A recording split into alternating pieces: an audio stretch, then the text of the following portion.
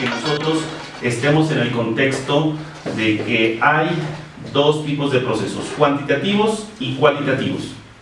Para los cuantitativos pudiera ser más fácil, dado que ya existen materiales de control, dado que ya existen software, ya existen muchas herramientas. Los cualitativos es una bronca. Es una bronca porque no es tan fácil tener este monitoreo, no es tan fácil manejar todo esto. ¿Es positivo o negativo?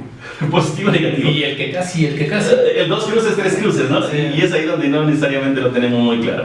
Seguimos leyendo nuestras redes sociales. Ana Luisa nos dice, en México no tenemos un sistema de hemovigilancia, pero la falta de procedimientos con puntos críticos de control ocasiona errores centinela, como la transfusión AB0 compatible con la mortalidad 20 a 30% y que conlleva morbilidad elevada y que son producto de errores por falta de apego a los procedimientos.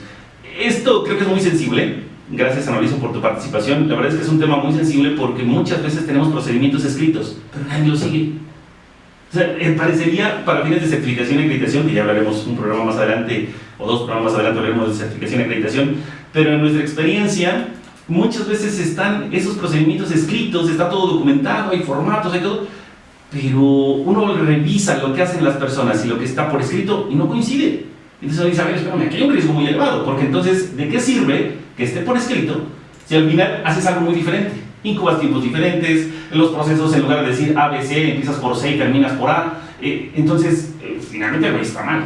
No leen los insertos. Por ejemplo, insertos o manuales, ¿no? Todo esto tiene un riesgo bastante elevado porque en mi actuar pues me va a llevar a tener convicciones muy diferentes porque pienso que entonces todo se manejaba como el equipo anterior. Y entonces el equipo nuevo dice, no, pues tiene que ser igual. No, y hay procesos muy diferentes. Hay nuevas versiones de reactivos. Y es que no siempre el equipo tiene la razón. Ok, es que el equipo... Se lo dejan todo al equipo. No le meten coco. Es muy importante ese análisis de la información. Y entonces viene la clásica respuesta de así me dio el equipo, ¿no? Exacto. Cuando realmente hay que entender que el hecho de que tenga un sistema automatizado, ahora la responsabilidad es analizar la información, ver por qué me están dando estos resultados. Muy bien, seguimos leyendo. Dice, pero también hay que involucrar a la parte administrativa. Los que hacen los números muchas veces no creen necesario invertir en estos aspectos. Híjole, otro tema fundamental, autoridades. ¿Cómo hacerle para que nuestras autoridades en los sistemas de salud quieran invertir un poco más en capacitar a la gente, en tener infraestructura más adecuada, en contar con equipos apropiados? Y en ambos extremos, no sé qué piensas, Oscar, pero mira, yo tengo esta percepción. Hay laboratorios que a veces tienen una o dos pruebas y quieren hasta dos equipos. Como espejo. O corren control y corren la parte calibrador, ¿no? Sí, entonces, muy sobrados. Y otros, faltos de, que tienen un montón de pruebas, todas las hacen en un solo equipo, o semiautomatizado, o con un montón de problemas. ¿Y no corren control? Y no corren controles. Entonces, qué cosa tan difícil. Es contradicción, ¿no? Es contradicción. Pero entonces aquí es donde preguntamos, ¿y dónde están las autoridades? ¿Dónde están los que dirigen al laboratorio? ¿Quién toma las decisiones de qué se va a comprar? ¿Quién toma las decisiones de qué marca? ¿De cuánto? ¿Quién maneja los almacenes? Yo me he enterado exactamente. No voy a decir nombres porque no me interesa. ¿Qué te estás escuchando? Pero ¿cuánto se ha tirado de materiales que se caducan porque no le entregan lo que deben entregar? Y cuando están haciendo falta otras cosas que sí son necesarias y no se las surten. Sí. No sé si eso es cosa de un proveedor o es cosa del mismo jefe del laboratorio, como dices, o del analista que no da el... No sé, eso es algo muy complejo que tenemos que echarnos a, como el inspector, ¿no? A hacer una investigación a fondo y pues no lo vamos a hacer. Fíjate que después de tanto tiempo de estar conviviendo con los colegas en el laboratorio, lo que yo percibo es que somos apáticos como analistas, somos apáticos a relacionarnos con la parte de números, en el sentido de la administración, la contabilidad, las finanzas. Somos apáticos, son pocos los que les gusta esto. Y ni se diga incluyendo la estadística, ¿no? Bueno, no se contó la calidad, no hay más números. Entonces, qué importante, porque como no nos gusta la matemática, como no nos gustan las finanzas, como no nos gusta la administración, entonces tampoco nos acercamos por ejemplo, para los que trabajan en instituciones públicas en donde hay una licitación, entonces tampoco me acerco para ver cómo gestionar, para que me entreguen cierta calidad de producto, para que ver almacenes, primeras entradas, primeras salidas, para gestionar cómo el recurso se va a ocupar. Tú decías hace un momento, producto que necesito, producto que podía esperar, junto varias muestras y entonces las proceso al final, se puede, no se puede. toda esta gestión que hay alrededor del funcionamiento del laboratorio, hay tanto que revisar que precisamente este comentario que nos hacen acerca de que las personas administrativas tendrían que acercarse un poquito más, porque estamos de acuerdo que muchas veces los que piden el producto no están claros en qué están pidiendo y muchas veces lo hacen por costo, el que esté más barato. ¿Hablas de o el que los tenga del área de administrativos, compras, o incluso quien decide que esta licitación va a ser con X, Y o Z proveedor? No estoy en contra de que no exista un beneficio para los proveedores, pero creo que tendría que haber un compromiso de que si ya soy el proveedor, lo voy a comprometer a entregarles algo bien, hacerles un buen plan. Mi experiencia, por ejemplo, en controles. Muchas veces el proveedor no hace esta gestión de hacer un programado para entregar controles. Cuando es una situación bastante simple. Ahí vienen los cambios de lote. Y entonces, exacto, viene el riesgo que implica que estés cambiando de lote de controles todo el tiempo. Entonces no puedes controlar el equipo. Y entonces no puedes controlar el equipo. O los controles que tienes no te ayudan mucho porque el primer mes vas a encontrar cosas ahí raras y dices, ¿qué fue? ¿El cambio de lote? Y finalmente, eso forma parte del riesgo. Sí, así es. Entonces, a eso iba. Todo esto tiene ciertas implicaciones. Cuando no estamos claros en cómo el material de control me va a ayudar, y por eso es que tengo que mantener un lote por un año por lo menos, si no lo tengo claro, me va a dar igual si me cambian en el año 3, 4, 5, 10 veces el lote del control. Hay controles que pueden tener caducidades mayores al año.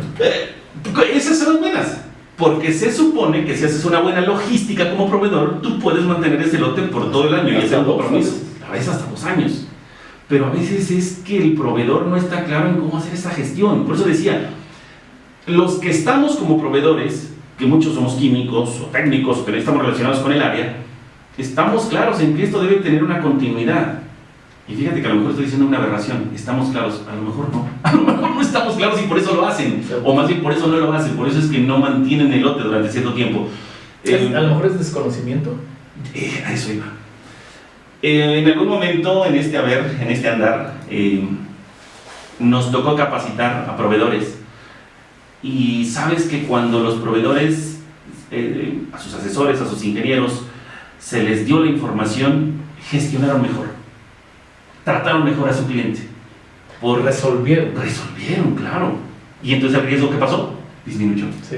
En muchos sentidos. Es más, algo que tampoco habíamos visualizado, y ahorita que me está escuchando el doctor Baez se acordará de esto, que cuando nosotros empezamos a gestionar toda esta labor de que los proveedores empezaran a ser programados, que empezaran a capacitar a su gente, que vieran que es de gran beneficio que ellos manejaran herramientas de control de la calidad. ¿Cómo? ¿Pero por qué? Si estoy gastando. Sí, estás gastando ahorita en un material de control y en un software, sí es cierto, pero a la larga te vas a evitar mantenimientos que no deberían ser, correcciones que no tendrían que ser, quejas que no tendrían que ser. Entonces hablamos de una cultura. Esta cultura que de repente no nos hace visualizar por qué invierto en un lado para que después la consecuencia la voy a ver a mediano plazo. Sí, no, y aparte, si vas a invertir algo y lo impactas en precio por prueba y te das cuenta que no incrementa lo que te imaginas que va a incrementar y lo que te vas a ahorrar de problemas y de situaciones posteriores, pues la verdad es una ventaja enorme. Sobre todo la confianza que le vas a dar a tu paciente, al médico que te va a mandar las pruebas. Es que al final lo hacemos por ellos, ¿no? Al final lo hacemos por ellos. Sí. Yo creo que más allá de la posición que tengamos en el laboratorio, sea yo recepcionista, sea yo flebotomista, esté yo en gestión de la calidad, esté frente a un equipo de química clínica, de hematología, de lo que corresponda, o si es que estoy en el banco de sangre y me toca hacer sangrías, o si soy enfermera, o si soy médico y tengo que hacer este proceso como debe hacerse, creo que sin importar la posición que tenga, todo es porque el paciente se lleve el mejor resultado, el menor daño posible. Es decir, que los riesgos se minimicen. Y son diferentes perspectivas de cómo afrontar el riesgo, de cómo gestionar el riesgo. A veces pensamos en gestión de riesgo como un cálculo matemático, y no necesariamente todo es un cálculo matemático. Tendremos que revisar, si es cierto, muchas herramientas, pero a ciencia cierta, lo más efectivo es que las personas simple y sencillamente hagan su trabajo. Si hacen su trabajo, el riesgo, por supuesto que baja. Pues sí. Ahora, pensando en que a veces la muestra es tomada en el mismo laboratorio y cuando te llega de fuera, o te llega de piso y no lo tomaste y no lo controlas, y te exigen el resultado, ¿no? Entonces, ¿qué dices? Oye, pero es que la muestra no era apropiada, pero es que el doctor dice...